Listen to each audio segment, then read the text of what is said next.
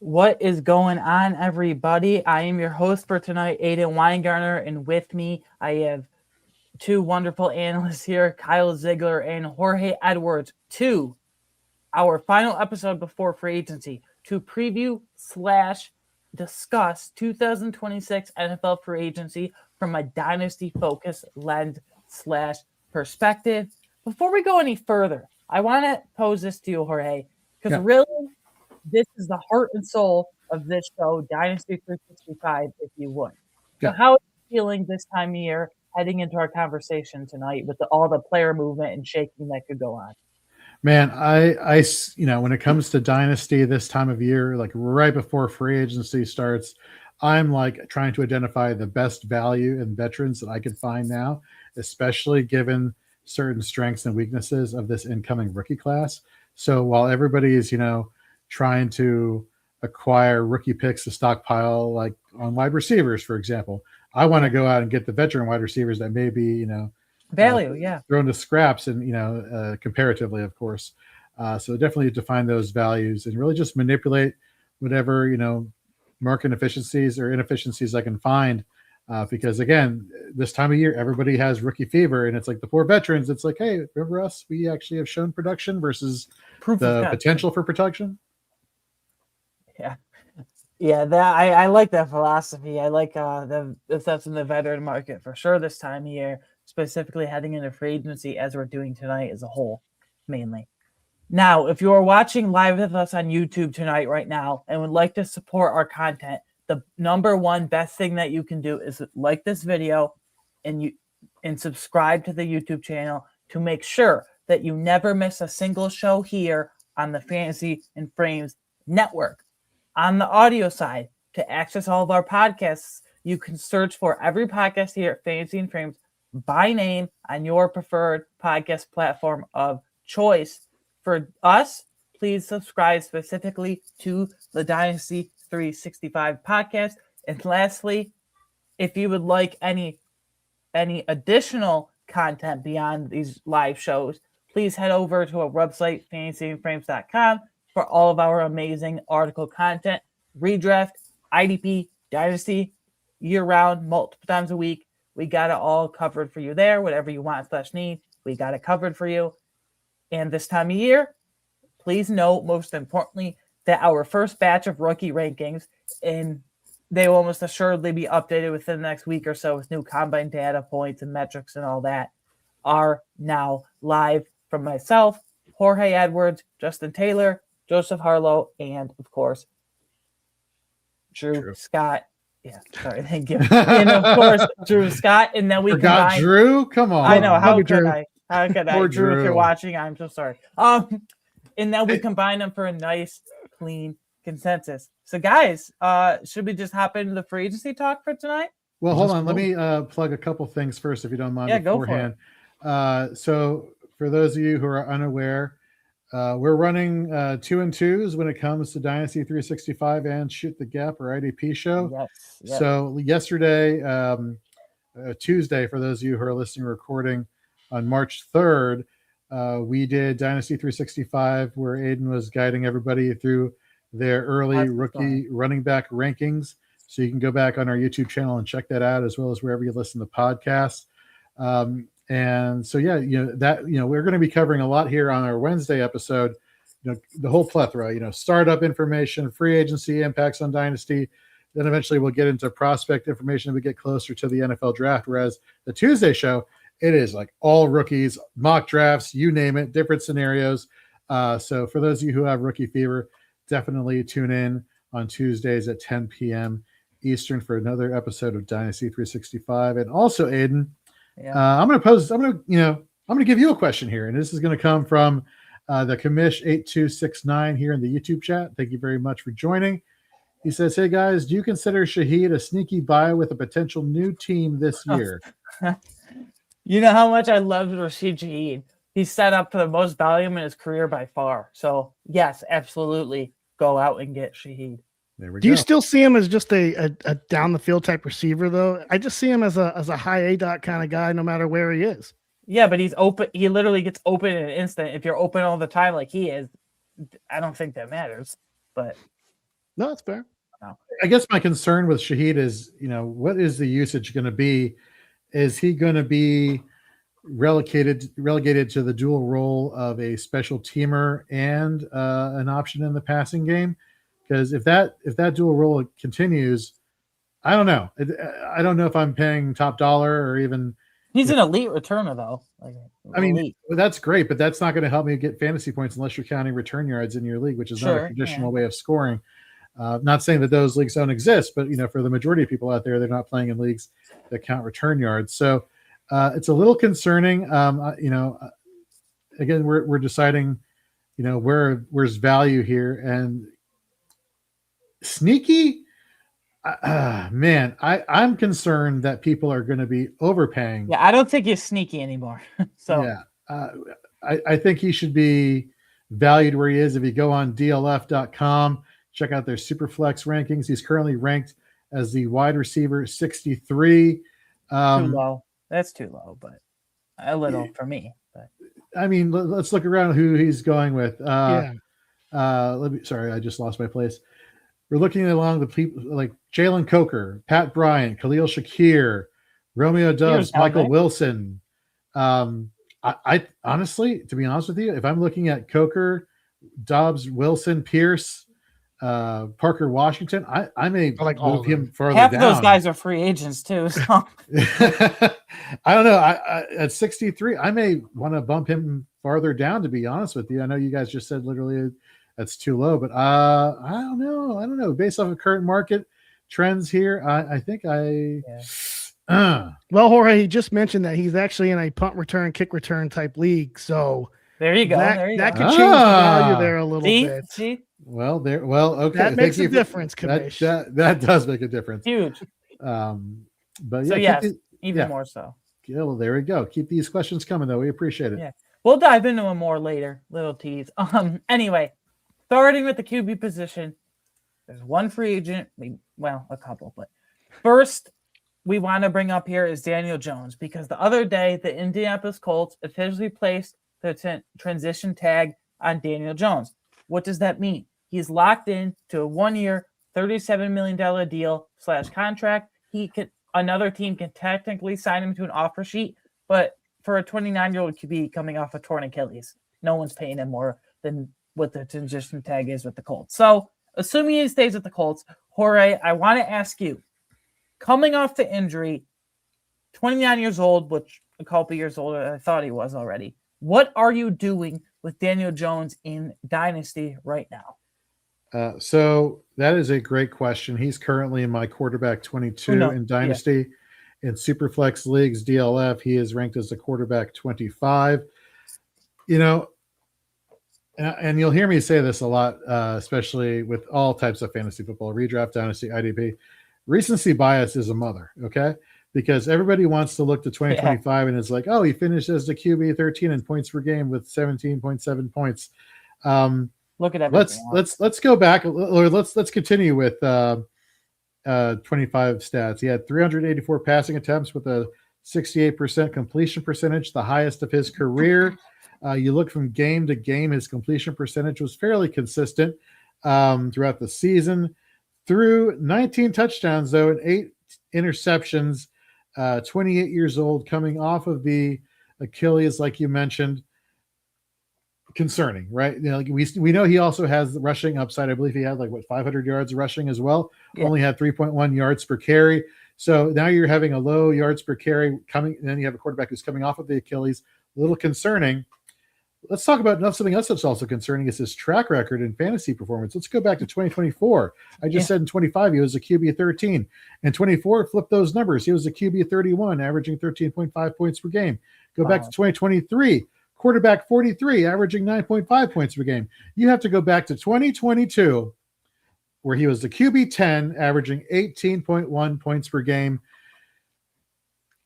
I'm not so thrilled about where he's at, to be honest with you. Not to mention, he'll probably start on PUP for the first 4 or 5 weeks of the season. So. Right. So what am I doing with him in Dynasty right now? Unfortunately, you're kind of sitting with him because, nobody is going to want to trade you high draft capital for a quarterback who's almost 30, coming off an Achilles, who's had a spotty track record in fantasy performance. And let's not forget, the Colts are not a team where it's like we have nobody but quarterback and a wide receiver that they're just going to feed off of each other. Like they still got Jonathan Taylor. Like they don't need Daniel Jones to bail them out every week.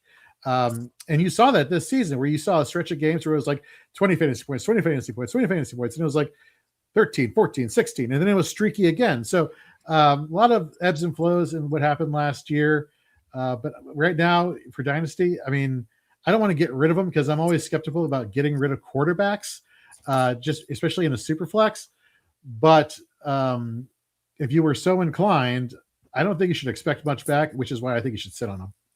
Yeah. Jorge, my biggest thing for Daniel Jones in years past was his end zone throws as well. He's anemic to it. He never throws in the end zone. When they get down to the red zone, he just doesn't throw there. But now last year, he has 17 in 13 games that he played, which is one of the best he's had. He was on pace for having the most he's ever had before in his career. But I don't see that lasting because history shows he just doesn't throw towards the end zone. And when you throw to the end zone, you get points. Daniel Jones doesn't really like to do that. So I agree with you, Jorge. I'm not really big on Daniel Jones with coming off a torn Achilles. I feel like, you know how they called him Indiana Jones last year? Well, I think we're getting the Indiana Jones, a Temple of Doom version now going forward with him. I know you probably like that, Jorge, because I'm not usually a movie buff. You're not normally a movie reference person, so I'm impressed. This is already starting off. See, I'm not the only one. Shut up, Aiden. We're not talking about you right now. We'll get to you. We'll get to you later. So yeah, he's in the category of just not interested. If I can sell him, I'll sell him. If I can get a second round pick for him, I'll do it. Yeah, I think before we move on here to the next guy, I just want to say I think you're unfortunately, like Jorge said, with the holding pattern right now because of the injury. No one wants him. Yeah, and you're not going to have confidence to go out and get him. And people forget, like this isn't the first major injury he suffered. Yeah, he tore his Achilles, but a couple years ago he also tore his ACL. Yeah. So there's multiple major knee/major injuries mounting here. Okay, Kyle, here we go. I think I already know the answer to this, but for any new audience members out there watching right now, is Malik Willis getting overhyped right now? If so, heading into free agency, if so, are you going out and capitalizing on that aggressive discussion point in terms of selling in Dynasty? Hey, did you ever watch like Jim Cramer and he like says sell? That's where I'm at right now. Absolutely. No, sell Malik. I probably should have known. I was going to say, no, he does not. Kramer from Seinfeld? Oh, go ahead. Wow. No. Yeah. Okay. No, CNBC. Okay. Just forget it. He's a huge stock market guy, and he is a sell. That's the point. He's a sell. Get what you can for him. I know the reports out there for Malik Willis are saying he's going to make $30 million. You're not. I don't understand why a team like, I don't know, Arizona, Minnesota, the Jets, the Pittsburgh Steelers would pay that. Miami can't even afford the $30 million because they need a quarterback who's got Tua on their roster, so they can't throw him the money. This guy, Malik Willis, has never thrown the football more than 23 times in a single game. 6 career starts. That's it. 23 times is his career high in a single game. But to his credit, now I want to give him some credit. He's managed the games in relief for Jordan Love very well in the football terms. He's played really good football managing the football games. But like you said, it's a small sample, 4 games. That's it. Do you really want to gamble on that as a super flex option? I would recommend, you know who I like? I like Tyler Shuck. He showed some progress. I've got a share too of him. Yeah. Yeah. He showed a lot of progress last year from week to week. And I realize in startup drafts, you're going to have to take him sooner than Malik Willis. Or if you're trading for Shuck, you're probably going to have to throw out another piece with Malik. No one's going to take a 1-for-1. But like maybe a 3rd round pick and Malik Willis will get it done and you can get Tyler Shuck. I would do that. Because if you look at the last 6 games in fantasy points per game, Tyler Shuck put on 17 points, 21 points, 18, 17, 22, and 22 points per game. He was red hot last year, gets another year under Kellen Moore's offense there. And even a guy like Sam Darnold, guys, I know everyone consistently year over year overlooks Sam Darnold, but you know what? He's consistently a back-end QB1 or a high-end QB2 in fantasy finishes. So I would rather just go that route than Malik Willis. So yes, to answer your question in a long form version, I got it. sell. Yeah. Jorge, let me ask you then Yeah. to end this, close the curtain on this, if you would. Sure. What can you realistically go out and get, you think, from someone from Malik Willis in terms of a straight up rookie pick? Ooh, that's a great question. So again, we have to. Well, let me ask you a question before I answer your question. Are we talking about now prior to free agency or once free agency starts, regardless of where he lands? Once free agency starts, throw it out the window. Like sitting here tonight, right now. Okay, if you were to say. Man, so there's a lot of steam with Malik Willis right now. So everybody's kind of like, we remember the playoff games, the games without Jordan Love. You know, a lot of, again, going back to what I said earlier, a lot of recency bias.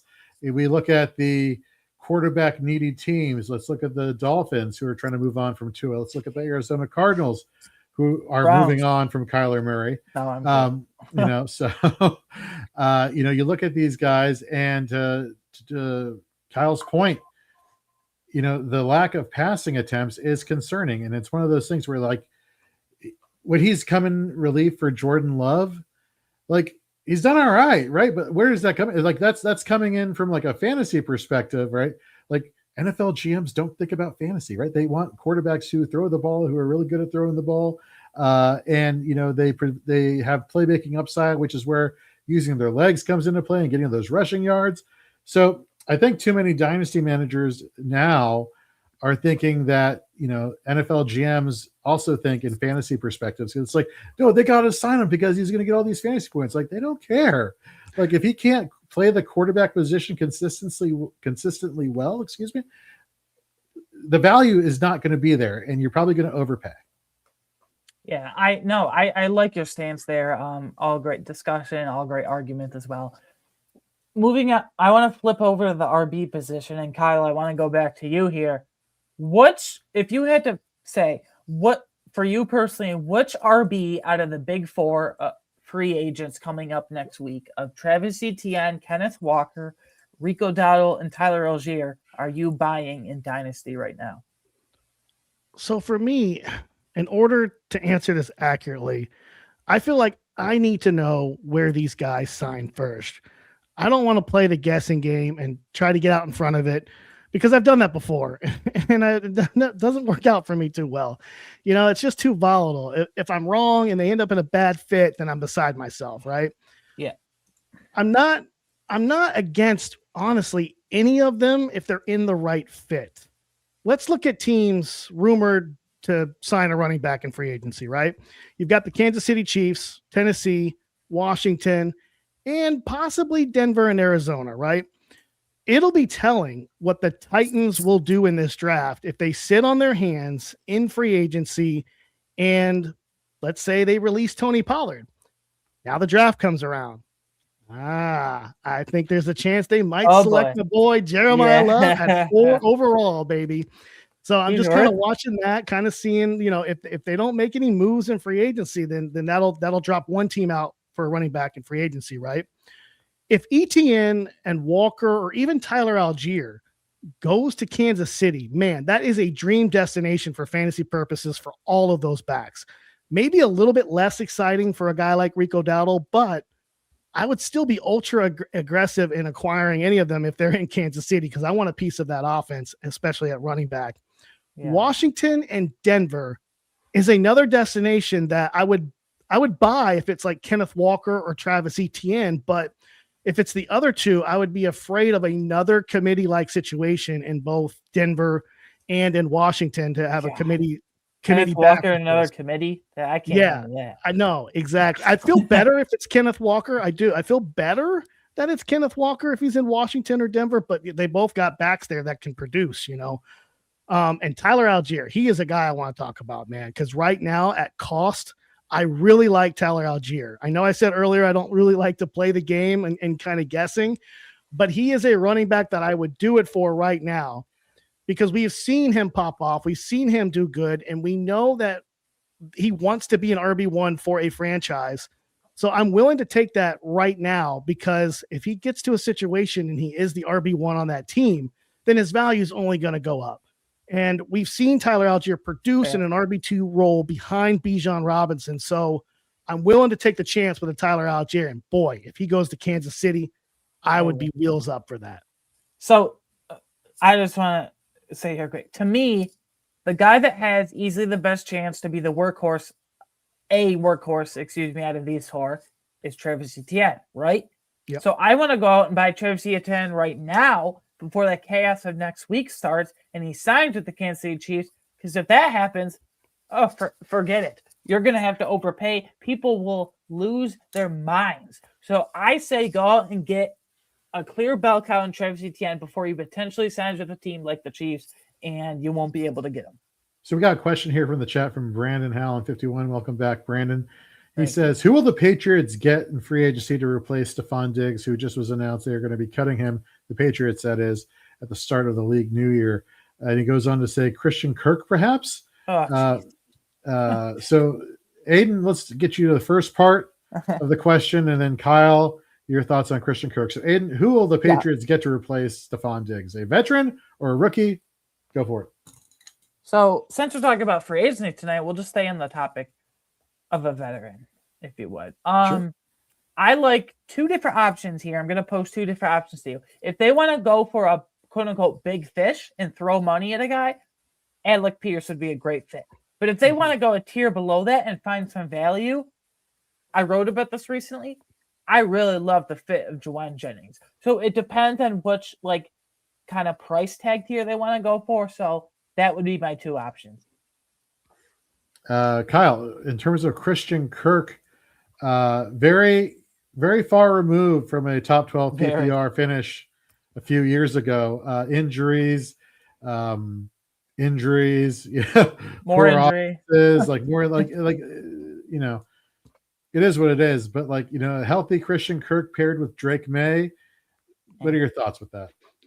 Yeah, you kind of said exactly where I was going to go with that. Injuries. I can't rely on him to stay healthy. And if he's in New England, it doesn't really move the needle for me being there. Another Kayshon Boutte. It kind of, or it kind of feels like maybe like it's just another Stephon Diggs, really. I mean, true. You got to upgrade. Yeah. And this year's free agent class for wide receivers is not very exciting, really, for NFL teams. Like I was looking at it, wow, there's no like Alec Pierce is one of the top two. Might go back. So there's one that you're going to be talking about later that I need to jump in on because I'm actually really excited for this guy. Yeah, we'll save it.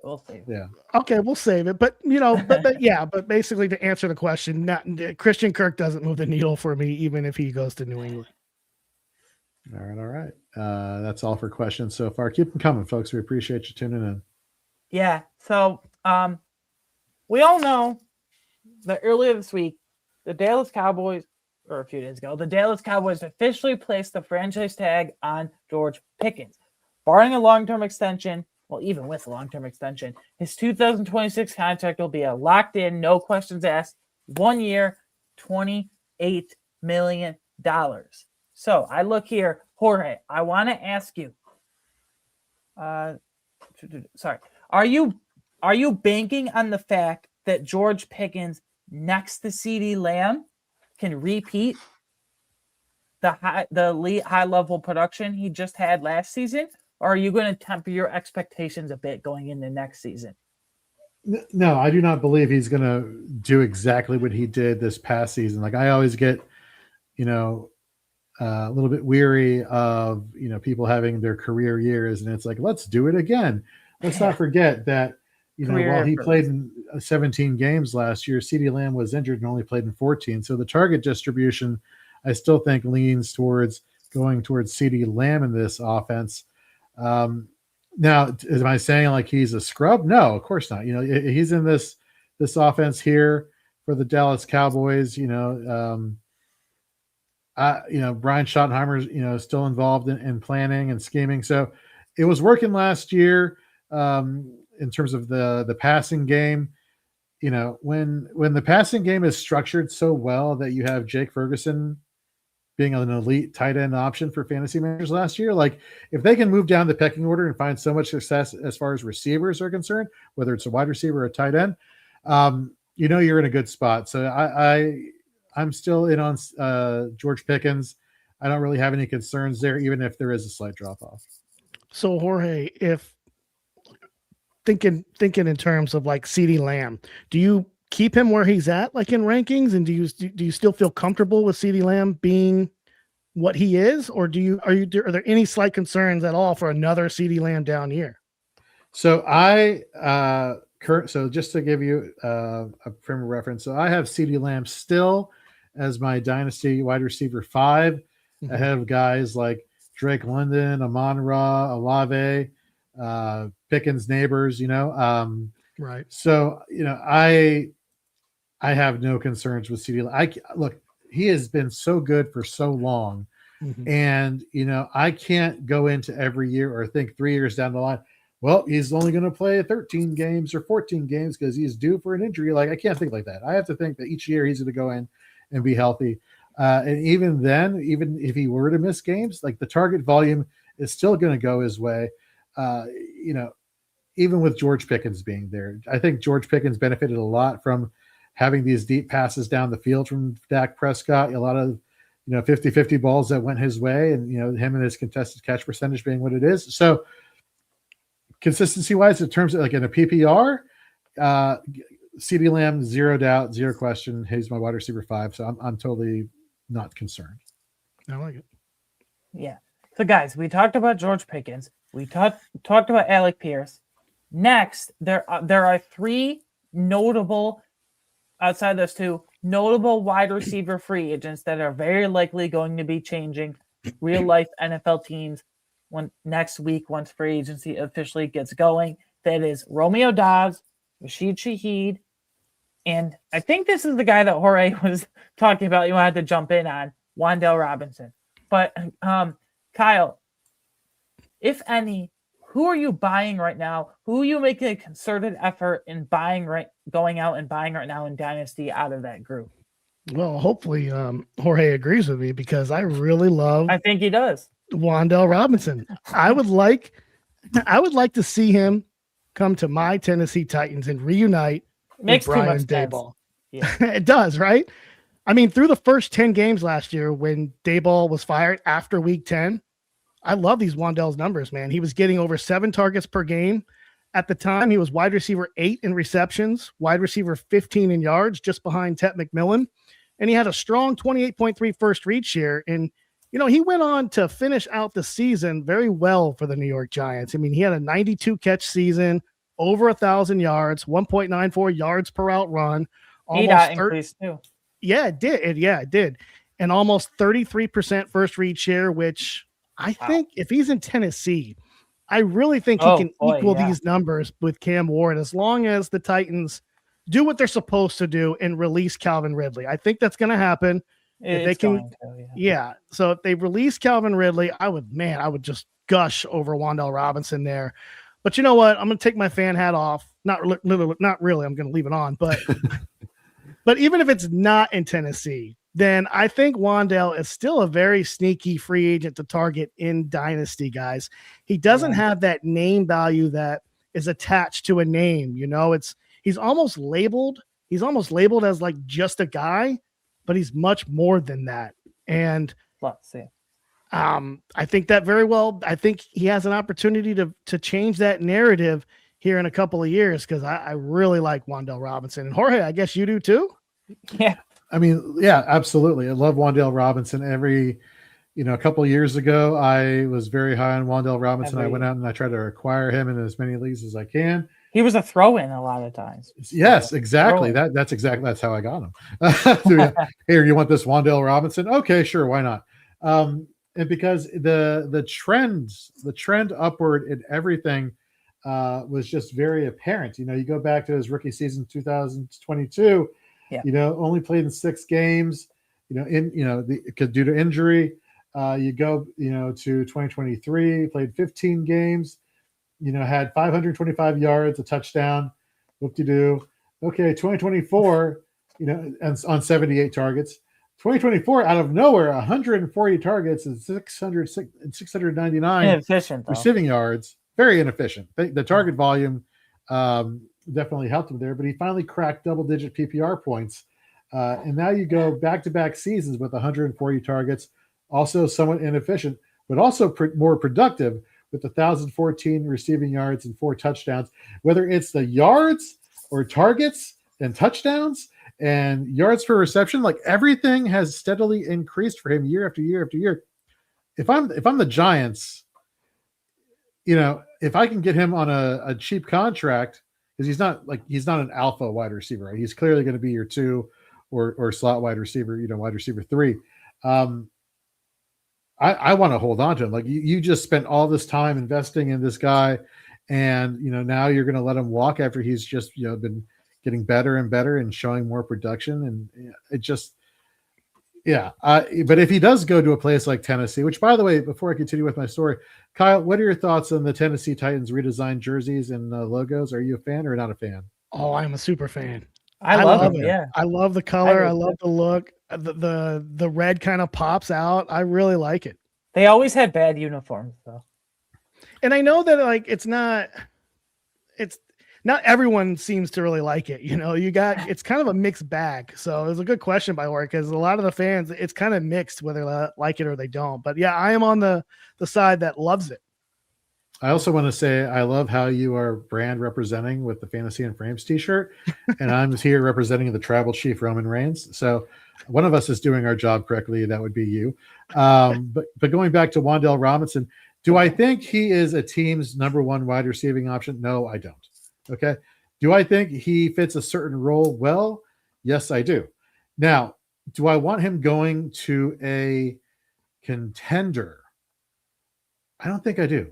Because if you have a contending team, that tells me go to a rebuild. Yeah. Your offense is more balanced, where you don't necessarily have to have the bailout slot wide receiver option to get you out of trouble, because you have probably a good running game, good tight end, obviously good wide receivers. To Aiden's point, go to a team that's rebuilding, where they have to use you, where you provide a mismatch that keeps you in the offenses. So I, as Kyle is pointing to the Tennessee Titans hat, I love it for those listening to the show.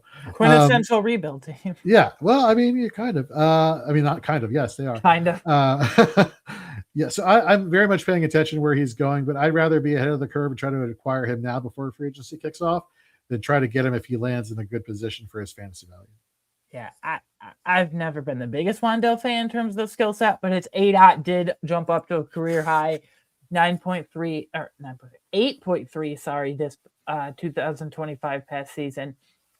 Big jump, and which shows that with more volume, his usage and role can get expanded. So you can't overlook the target numbers for sure. Finishing up with tight end tonight, Kyle, you were telling us kind of behind the scenes. There's something you want to bring up about Isaiah Likely? Well, it's kind of funny when Jorge had me start an article that I'm going to do for fantasyandframes.com. It's about tight ends with value and discount. Perfect, and I immediately thought Isaiah Likely. I mean, you can ask him. I sent him a gift saying this is definitely going to be on the article. Well, guess who's not on the article, Aiden? Jorge, is this true? There is some accuracy to his claim. Yes. Okay. But still, I do like Isaiah Likely. He's intriguing to me.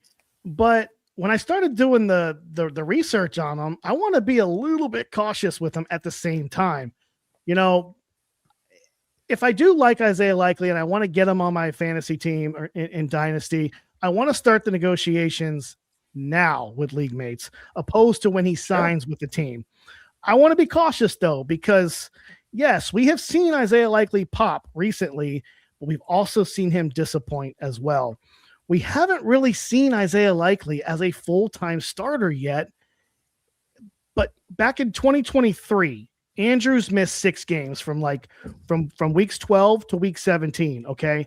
And Isaiah Likely went for 18-plus PPR fantasy points in 3 of those games. He went off. I want to buy smart here if I can. I don't want to go crazy with him because, like I said, we haven't seen him as a full-time starter. But I think I am willing to spend maybe a mid-2026 second-round pick for him, because if he does land in a situation where he is the clear starter, the tight end 1 on a team, then I would like to see that at a low cost. But like I said, this had me starting to think a little bit about Isaiah Likely. And I kind of wanted to go around the frames with you guys and pop a question for let's maybe go. those guys out there that they have Isaiah Likely on their roster. How should they feel about them?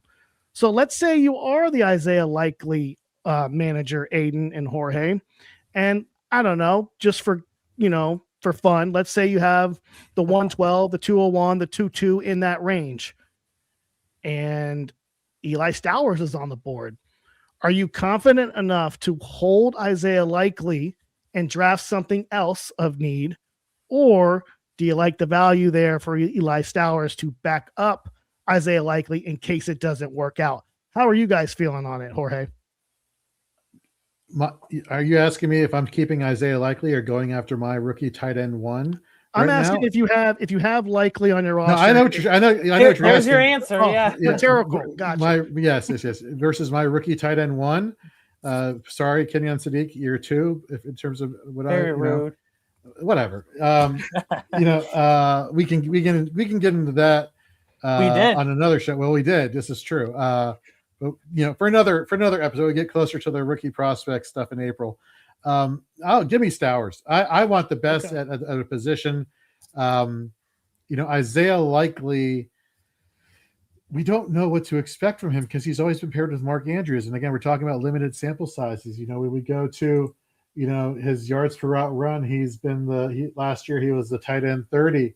We go to let me put out yards after catch per reception. He was the let's see here. He was like in Isaiah. Ironically, he was also the tight end 30 last year. There are other players around him in ADP that I would rather be more invested in. But I also like going off of industry standard rankings first. And so again, going over the DLF, let's rattle off some guys I'd rather invest in than Isaiah Likely. So he is currently ranked over at DLF in Superflex leagues as the tight end 18. These are a couple of players that are behind him. Juwan Johnson, Chig, Theo Johnson, Terrence Ferguson, Gunnar Helm, which, hey, what's up there? Kyle, I know the Titans fan there. And Chig. Yeah, and Chig, exactly. Well, he's not a tight end anymore, so I don't know if that's true. Further down the list, AJ Barner. There are a few names there, not all, but a few names where I'd rather take a gamble on somebody who's actually shown production, has been incorporated into that offense, has the youth on their side. So I don't know if I'm going out and trying to make an acquisition of Isaiah Likely. If I can get him for a decent value, sure. Now, if we're talking tight end premium, obviously that's going to elevate the floor and the asking price of somebody. But to answer your question, Kyle, give me my rookie tight end 1 and Eli Stowers. Aiden? Yeah. So we talked about a couple weeks ago, or last week. My rookie tight end 1 is Kenyon Sadiq, but still, I'm a big tight end 2 is Eli Stowers. But still, I am a big fan in this hypothetical situation / scenario, Kyle, of agreeing with Jorge and doubling up with Eli Stowers for insurance. Athletic freak. We want Isaiah Likely to be a full-time, every down, do it all, high-level production player. But what if he's just not? I'm going to say something and people will be like, oh my God, what are you talking about? And they might turn this off. But please don't. Yeah. Please don't. For those who are watching and listening, don't you can listen to Aiden. I knew you were going to jump in there. You can DM me after if you want. Anyway, so I feel like the idea of Isaiah Likely has always been better than the actual production of Isaiah Likely. Like, we like the idea of Isaiah Likely, but let's be honest here. As a whole, what has he actually done in his career to deserve all the hype that he's getting right now? That's my thing. Very true. Your logic is undeniable. Do you know what movie I'm referencing there? When I say your logic is undeniable? No, just tell me. I might know when you tell me, but iRobot, Will Smith. You never saw that one? Never even heard of it. That probably came out when you were born, so I guess that's not too crazy to say. But yeah, I'll get on that. You do that. Anyway, so everyone loves to talk about rookies and young players in general this time of year. Oh, who needs veterans in Dynasty? who needs veterans in Superflex? But I want to touch on one veteran that low-key has been overlooked the past couple of years and been very productive, as evidenced by a career high in receptions last season and a career high 11 touchdowns last season. Dallas Goedert. Jorge. Yes, sir. Whether Dallas Goedert returns to the Eagles without A.J. Brown when he moves on, or he goes somewhere else to be a full-time player, are you going out and buying a veteran this time of year in Dallas Goedert heading into free agency, specifically if you're a contender? Yeah, absolutely. I'd go out and get Dallas Goedert. And tight end premium even more. There was a report that came out yesterday that said basically definitively the Eagles are definitely moving on from Dallas Goedert. Here's the thing. If he found success in this Eagles offense the past two seasons where the Eagles were barely, throwing the ball that much, especially this past year, a slow-paced offense where they were just rushing the ball with Saquon and Jalen Hurts, and they could barely support two wide receivers, let alone a third. Yet Dallas Goedert was able to find some success there. Yeah. You put him on a team where he is the number 2 option as far as receiving option goes. Great. Again, and it goes back to here's the dilemma, right? Is he the missing piece on a contending team where it's like, okay, now we have a balanced roster because we acquired Dallas Goedert? That makes me a little concerned. Again, now have a team that overpays, that's in a rebuild mode. I'm feeling a lot better about Dallas Goedert, So that is, it really depends on landing spot for me. Do I trust he still has the ability to get out there and perform well? Absolutely. I mean, if you look over at PFF.com, his receiving grades have been very consistent over the course of his career. So you like what you're seeing. Man, it's just, it really comes down to landing spot. I want him to go to a bad team that needs to throw. The Commanders. Oh, sorry. I didn't mean to do that, but they do. Yes, you did. You meant to do that. Don't tell them. Wouldn't it make sense though? Like they do need a tight end. I mean, there's only like so many Eagles rehashes that we can handle over the course of our tenure as an organization. That's run its course, maybe. But I just want to bring up one thing on Dallas Goedert before we close out the show. Yeah. My biggest thing, and I know it's not something to lean on because it's not a true metric, but like his whole career, he's never been like a touchdown machine as a tight end. And I know it's not something to go off of, but like when you look at his career touchdowns, it's like 4, 5, 3, 4, 3, 3, 2, last year 11. Right. Huge jump. I don't like that, Jorge. I don't blame you. It's like I feel like there's a regression coming for Dallas Goedert. And, he's getting up there in age. We don't know where he's at, where he's going to go for a team. But like I said, I know that's not really a good metric to go off of, but tight ends, you need to score touchdowns if you want to be relevant in fantasy. And he just doesn't do it for me. I mean, he had a great year last year, but I feel like he's a sell high for me. You're good. Yeah, you're past. Yeah, I would sell high on him if I could. I'd sell him to Jorge for a second round pick. Well, okay, let's dive into that a little bit more, if you don't mind. Sure. You mentioned the 11 touchdowns, right? The real question is, what does he need to be successful, and how do you measure success? Well, I measure success by having consistent performances from year to year. So you have last year in 2025,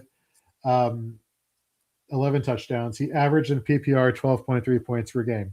You go back to 2024, he had only 2 touchdowns, yet 10.4 points per game.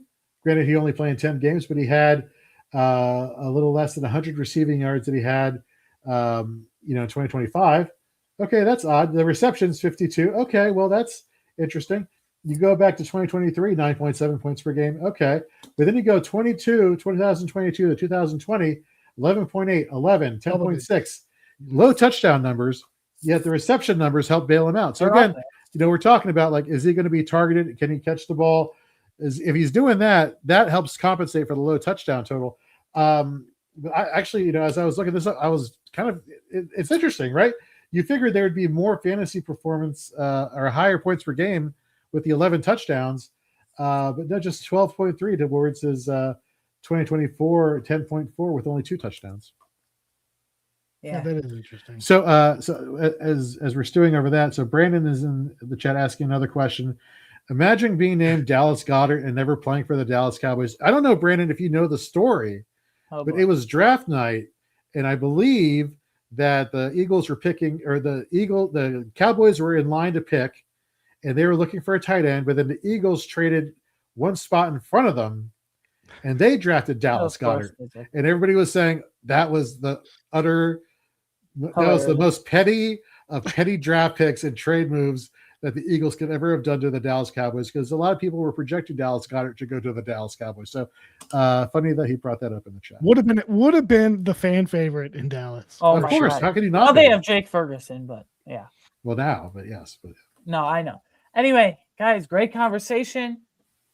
Everyone's talking about rookies, young players this time of year. We're talking about the free agents starting next week. As one final reminder, if you would, please head over to our site, fantasyandframes.com, for all of our latest amazing article content, IDP, redraft, dynasty stuff. We got it all for you over there. And if you would like further opinions on certain rookies beyond just these live shows, all of our rookie rankings, first batch, will be updated within the next week or so with combine data. Are now live with all of our 5 main rankers over there. Please note the Dynasty 365 will be back next week with 2 shows. First, on tap, Tuesday, March 10th, we'll be running through our pre-draft wide receiver rankings, top 10, and then highlight a few guys beyond that. And then the next night, Wednesday, March 11th, exactly 1 week from tonight, the chaos begins. We react to the first initial big wave of 2026 NFL free agency on Dynasty 365 from a dynasty perspective. Go ahead. Before you sign us off here, I just, I want to let people know who are watching right now that we have something very special starting next Wednesday. And while it won't impact Dynasty 365, it is something that we've done for the past 3 years here at Fantasy and Frames. Stacey Perez has been utterly tremendous in organizing and running this competition, and that is the Fantasy and Frames Women's Best Ball Tournament hosted by the FFPC. We're in March, Women's History Month. I mean, it just made too much sense. You look at this past week at the NFL Combine, the Women of Fantasy Football had many representatives show up to cover the NFL Combine, Stacey Perez included, and you just saw just what kind of mark that motivated women who want inclusivity in sports can have, and it was very refreshing to see. And so having that in level of importance here at Fantasy and Frames obviously means a lot to us. And so we have our first draft starting next week, March 11th. So that'll be at 9:30 p.m. on Wednesday. So again, not affecting Dynasty 365, but definitely encourage you all to tune in. We still have spots available.